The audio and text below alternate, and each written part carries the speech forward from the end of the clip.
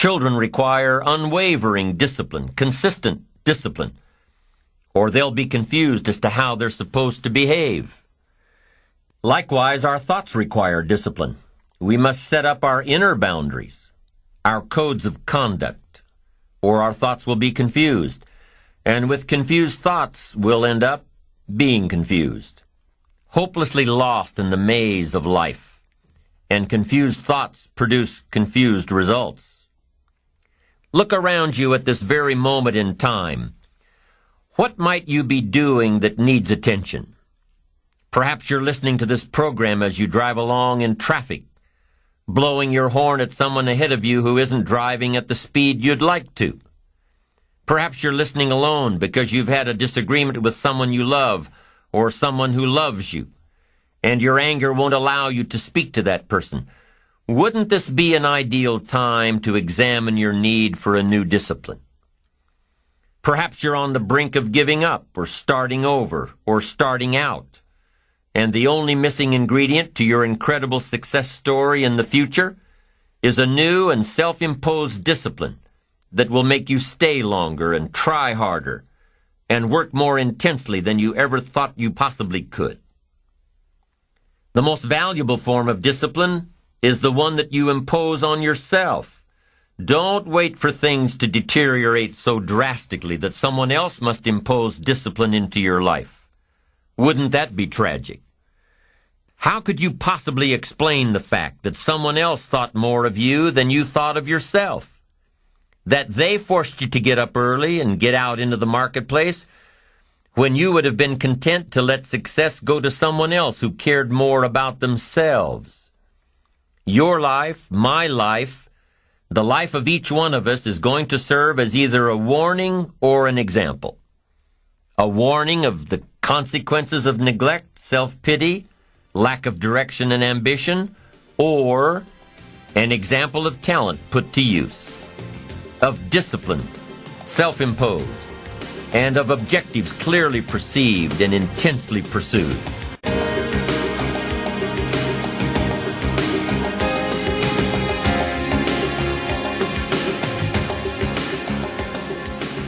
Now, can too much discipline be a bad thing? Can you possibly be too disciplined? Too much of anything is a bad thing. Life without balance results in an unbalanced life. Walking around the block every day is good. Walking or running 6 hours a day is bad. It's obsessive, unless, of course, you make your living as a marathon runner. Then you're doing your job. Eating an apple a day is good. Eating only apples is bad. You won't get all the protein and vitamins and nutrients your body needs. Working hard, burning the midnight oil, doing it until is good. Working nonstop, never taking a vacation, never having any fun, never spending quality time with the people you love, working day after day, month after month, never taking a break year after year, is bad. If you've got your nose to the grindstone all the time, how are you ever going to spot new opportunities, consider new ideas? It doesn't work that way. You've got to stop and ponder where you've been and where you're going. You've got to reflect so you know if you're even on the right track. Everyone has heard the story of Willie Loman in the play Death of a Salesman. Willie was a workaholic. He typified the old-fashioned concept of success. After all, if you're always working, you must be successful. No, it doesn't work that way. For workaholics, there's never enough work. They can work 10, 12, 14 hours a day, take 2 jobs, work them back to back. The only satisfaction is fighting off sleep, denying life's pleasures, getting more tasks done. Some people are impressed with this type of behavior. But just because a workaholic spends too much time working, that doesn't mean he or she ends up with the most money. These people are generally more task-oriented than results-oriented. They're busy being busy, not busy being productive. Workaholics generally end up alienating their families, losing their health, facing a crisis of values. Now, wouldn't you prefer a life of productivity rather than a life of tasks? Of course. When you schedule your time and take advantage of your time, you can work smarter instead of working longer, and you'll probably end up getting more done than the workaholic, and still have time for other things in life.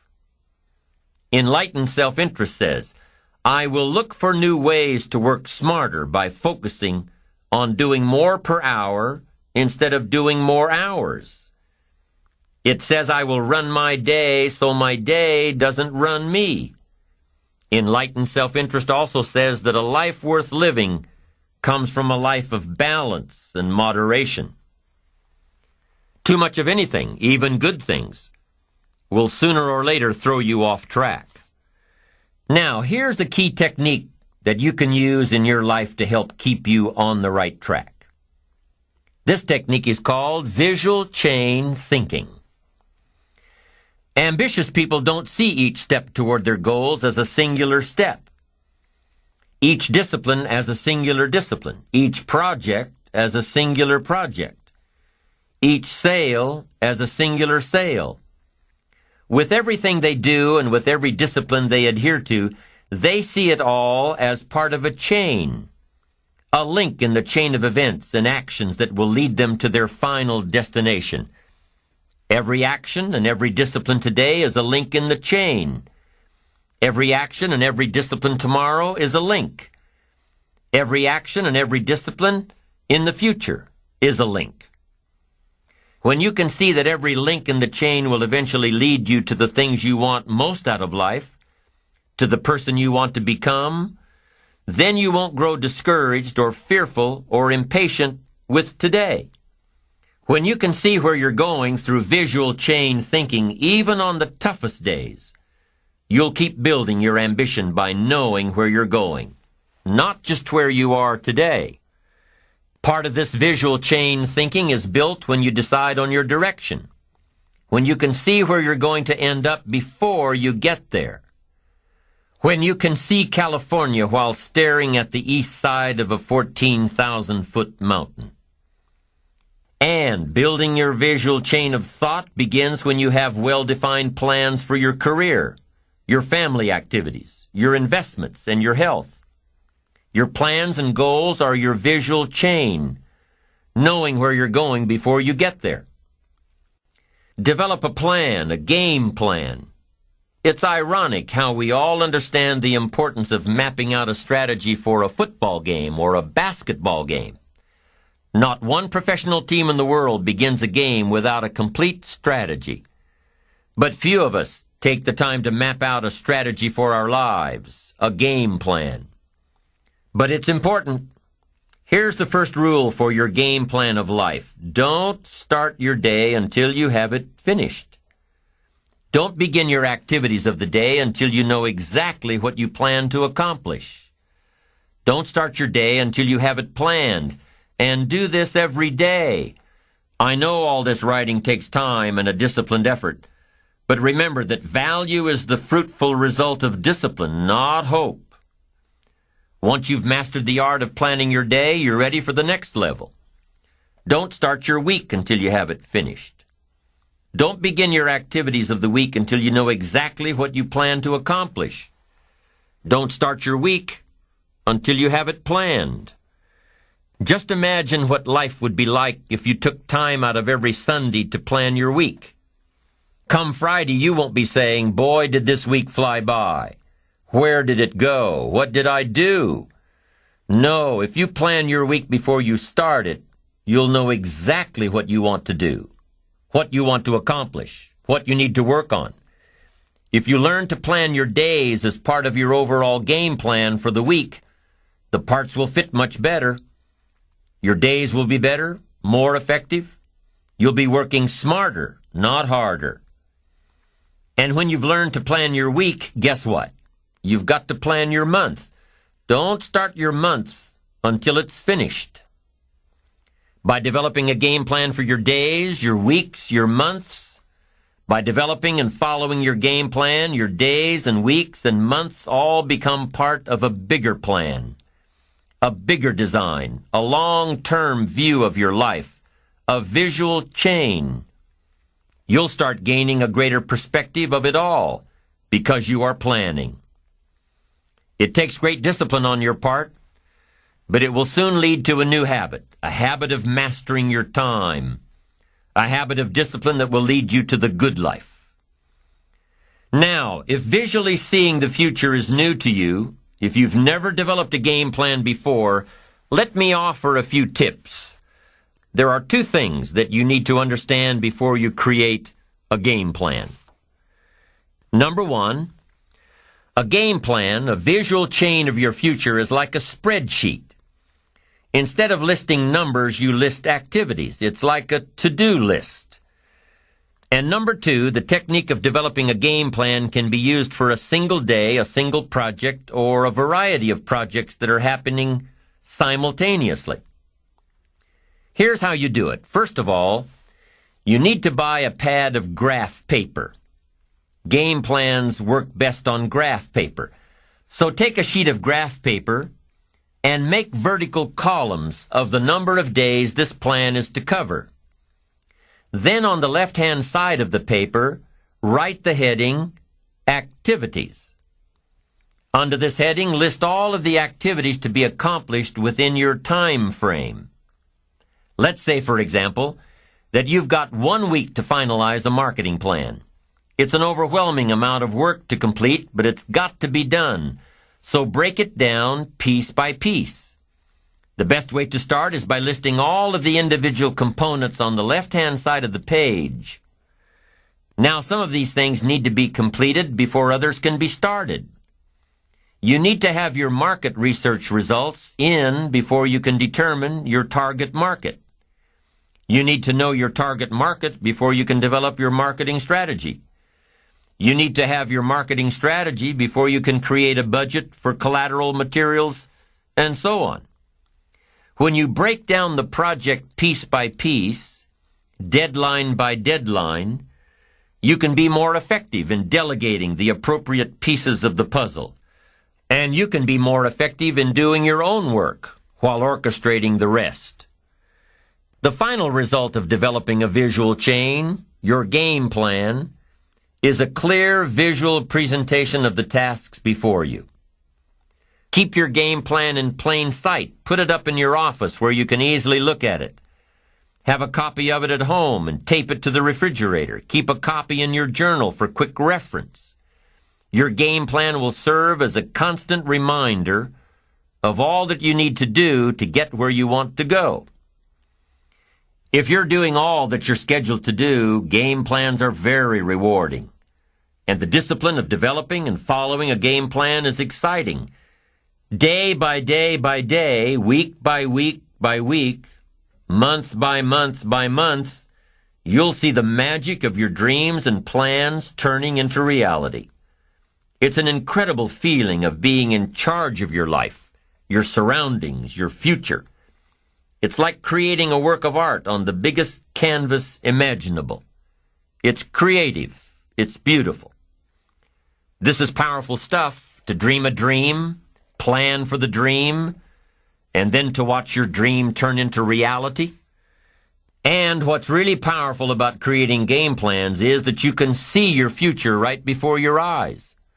So on those days when your energy isn't up to par, your enthusiasm is a little low, your ambition isn't pulling you, and your attitude isn't on the high side, on those days, use your game plan to see how far you've come and take time to realize just exactly where it is that you're headed for. On those days, it's your discipline and visual chain of the future that will pull you ahead. It can't possibly set you back. It'll pull you ahead. Develop a game plan for your life, and make sure that it includes more than work projects. Make sure that your game plan includes time for recreation, time for reflection, time for exercise, time for health, time for spirituality. Let's say you've developed your plan and you've penciled in writing a report from 9 a.m. to 10 a.m. Well, what if you don't do your best report writing this early in the morning? What if you do this kind of work best at 3 in the afternoon? Then juggle your projects around a little. Know yourself well enough to know what you do best at different times of the day, of the week, of the month. Know the best time for you to accomplish a certain type of task and schedule it during those times. You have to work with your game plan in order for it to best work for you, and you have to maintain the discipline of working your plan until what? Until you've got it down. In the end, it is your own discipline that acts as the magic catalyst to give substance and depth to your ambition, to achieve your own plans and dreams, to have what you want to have, and to become what you want to become. Your consistent self-discipline is the magic catalyst. The ultimate question cannot be whether you are going to make the fundamental disciplines your own. The ultimate question is when.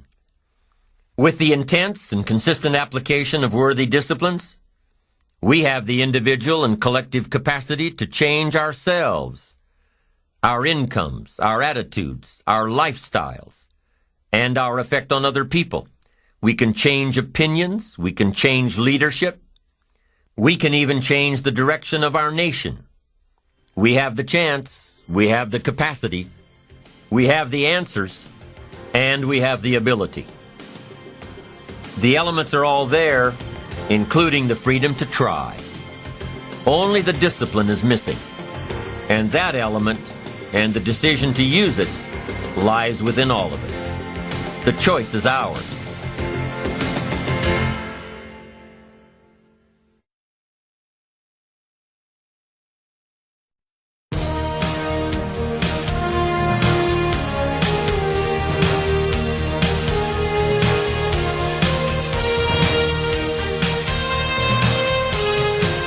So far, we've discussed the three principles of building your ambition.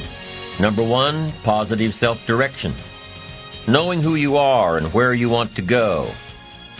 Number two, self-reliance. Taking responsibility for your own life. Taking full responsibility for whatever happens to you. Number three, self-discipline. Creating the need for action and implementing that action every day. Every day. Every day until it becomes a way of life, a good habit. And the fourth principle of building your ambition is building your enterprising skills. Building your skills to be self-enterprising. To consistently create opportunity. New opportunity. To consistently take advantage of the opportunity that you've created. To be aware. To face life with your eyes and ears open to the possibilities that may be just around the corner. An enterprising person is one who comes across a pile of scrap metal and sees the making of a wonderful sculpture. An enterprising person is one who drives through an old, decrepit part of town and sees a new housing development. An enterprising person is one who sees opportunity in all areas of life. To be enterprising is to keep your eyes open and your mind active. It's to be skilled enough and confident enough and creative enough and disciplined enough to seize opportunities that present themselves, regardless of the economy. An enterprising mortgage banker will develop creative financing strategies during slow markets. An enterprising lawyer will study new laws and market herself to people who may need help in those areas. An enterprising salesman will research beyond the obvious to find new prospects for his products or services, isolate a secondary market, develop another benefit. An enterprising attitude says, find out before action is taken. Do your homework. Do the research. Be prepared. Be resourceful. Do all you can in preparation of what's to come. Think of a few people you know who are enterprising. Think of people in the news, in your office, in your neighborhood.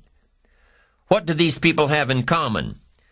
Well, they're probably always on the go, developing a plan, following a plan, reworking the plan until it fits. They're probably very resourceful, never letting anything get in their way.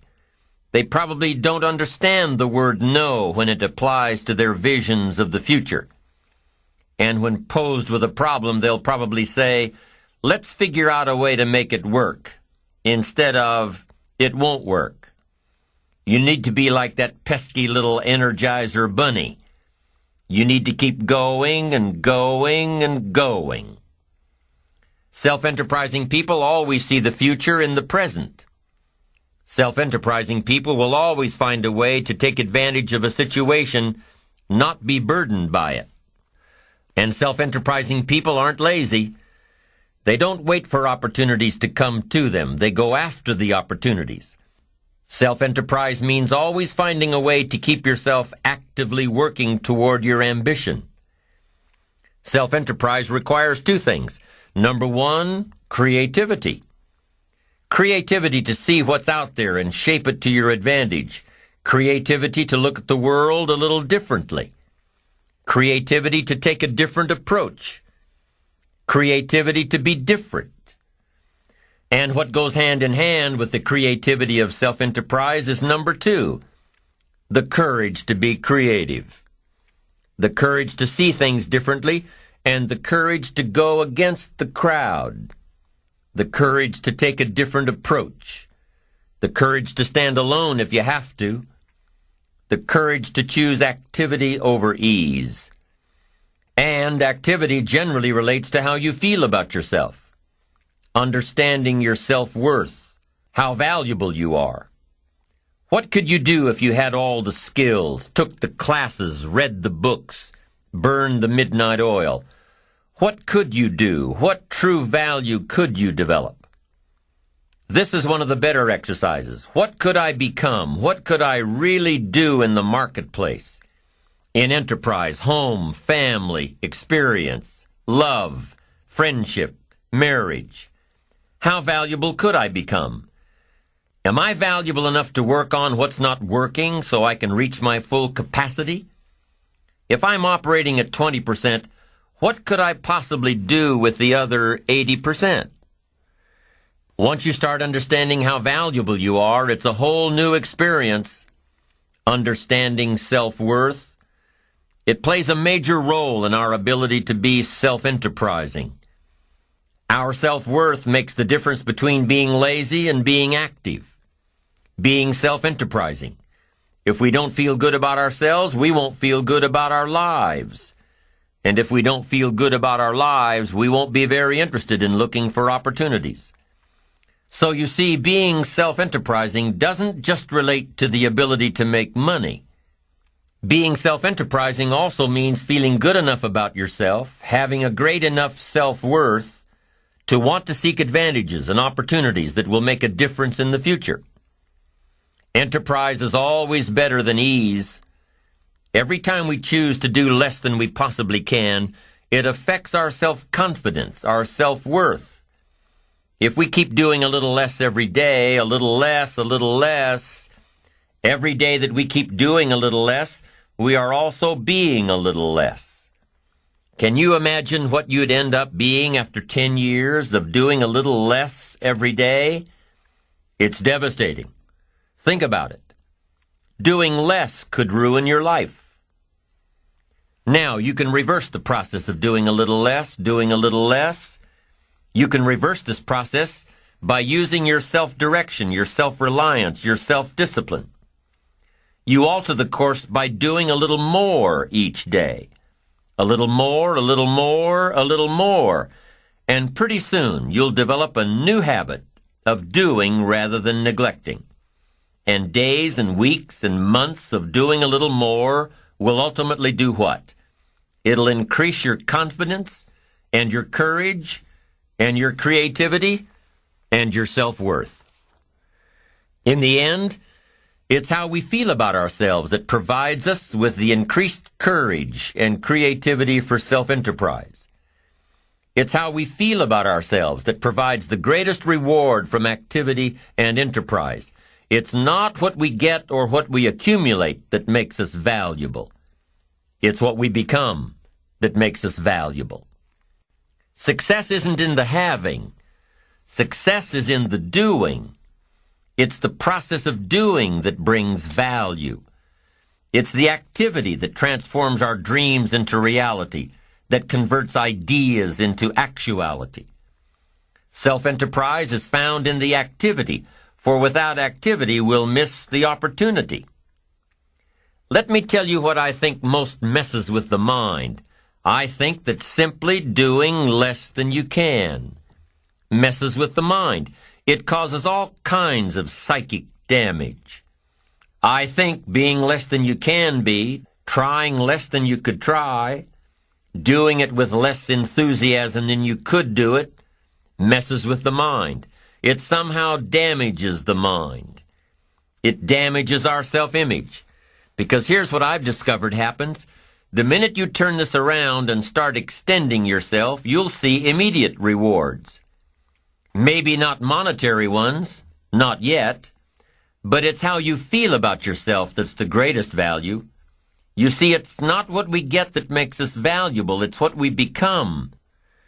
Discover all you can do, see how much you can earn, how much you can share, how much you can start, how much you can finish, how far you can reach, how far you can extend your influence. Some people out there would have us believe that positive affirmation is more important than activity. Instead of doing something constructive to change our lives, they would have us repeating slogans and canned affirmations like every day and in every way, I'm getting better and better. Well, getting better and better doesn't just happen from wishful thinking. Getting better and better only happens with the discipline of doing better and better. Discipline is the requirement for progress, and affirmations without discipline are in reality delusions.